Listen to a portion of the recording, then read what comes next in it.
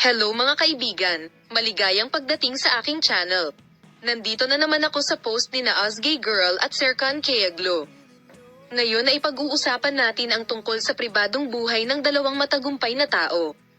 Kung nagustuhan mo ang aming video, huwag kalimutang pindutin ang like button, mag-subscribe sa aming channel at ibahagi ang iyong mga saloobin sa amin sa seksyon ng mga komento.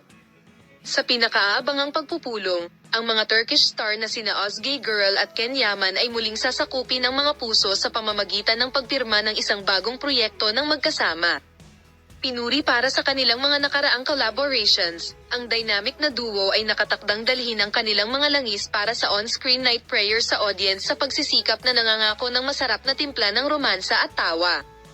Ang anunsyo ay lumikha ng kaguluhan sa mga social media platform dahil ang mga tagahanga ng mag-asawa ay sabik na naghihintay ng balita tungkol sa kanilang pinagsamang proyekto mula noong kanilang huling matagumpay na pakikipagsapalaran. Ang ating mga mahuhusay na aktor na sina Osgay Girl at Ken Yaman, na nabighani sa mga manunood ng magkasama sa maraming proyekto noon, ay inaasahang muling maghahabi ng kanilang mahika sa pamamagitan ng paglikha ng isang kamangha-manghang salaysay na nagpapakita ng kanilang chemistry at mga kasanayan sa pag-arte sa telebisyong ito. Habang nananatiling lihim ang mga detalye tungkol sa bagong proyekto, sinasabi ng mga tagaloob ng industriya na ang kwento ay mag-aalok ng bagong pananaw sa pag-ibig at mga relasyon at mag-aalok sa mga tagahanga ng isang kaaya-ayang kombinasyon ng romansa at komedya, isang genre kung saan naging matagumpay sina Girl at Ken Yaman.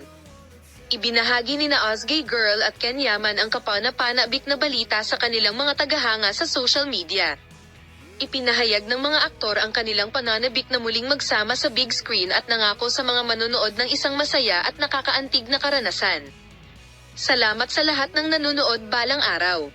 Paalam na makita ka sa mga bagong video.